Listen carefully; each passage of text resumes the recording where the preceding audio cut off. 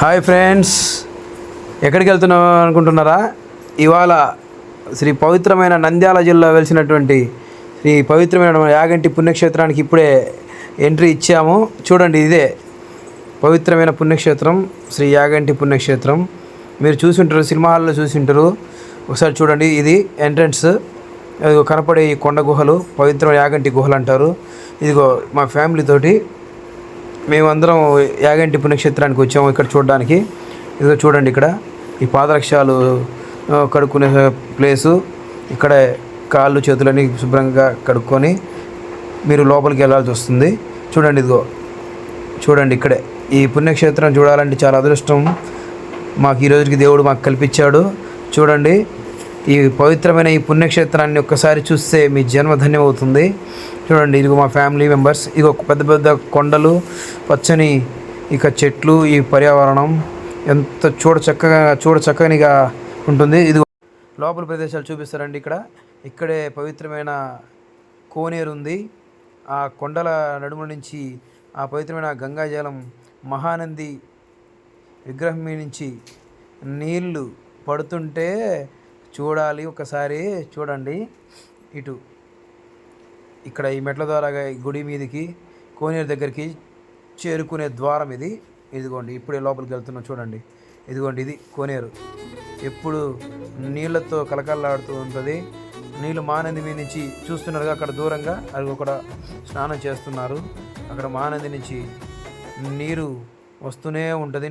మహానంది నోటి ద్వారాగా నీళ్ళు వస్తూ ఉంటాయి.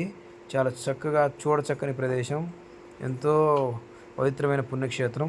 ఇంకా గుడి దగ్గరికి వెళ్దాం పదండి. ఇక్కడ పైన కొండ మీద యాగంటి గుహలో, ఆ గుహలో వెలిసినటువంటి చూడండి, ఇక్కడే పుష్ప సినిమా చూశారు కదా. ఇక్కడ రష్మిక మందన కిరీటం తీసుకొని అక్కడికి గృహలో శ్రీ వెంకటేశ్వర స్వామి దగ్గరికి వెళ్ళి ఆ మూవీ సన్నివేశం కూడా ఇక్కడే జరిగింది. ఇదిగోండి, ఆ గుహలోకి వెళ్దాం పదండి, చూద్దాం పదండి. ఎంతో చూడండి, గృహ చూడండి ఎలా ఉందో, ఎంత గొప్పగా ఉందో, బ్యూటిఫుల్. చూడండి, ఇగో ఇక్కడే ఈ మెట్లు చూడండి. బాబోయ్, ఈ మెట్లు ఎక్కాలండి, జాగ్రత్తగా ఎక్కాలి ఈ మెట్ల ద్వారాగా. చూడండి, మాకు అంతవరకు ఎక్కేసరికి కాళ్ళు నొప్పులు పడినాయి. చూడండి, ఎలాగైనా పెట్లు మొత్తం పైకి ఎక్కాలి. ఫోటోషూట్ కోసం కూర్చున్నాం. చూడండి, ఎంత బాగుంటుందో అక్కడి నుంచి చూస్తుంటే.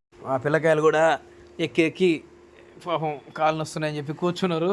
సరే కొంచెం కూర్చున్నాం. మళ్ళీ బయలుదేరి వచ్చాము లోపలికి. నాట్ అలౌడ్ ఫోన్స్ చూసి దర్శనం చేసుకుని మళ్ళీ మెట్లు నిదానంగా దిగుతుంది. మా అమ్మగారు నిదానంగా ఒక్కొక్క మెట్టు దిగుతూ వస్తున్నారు. చూడండి, చాలా బాగుంటుందండి.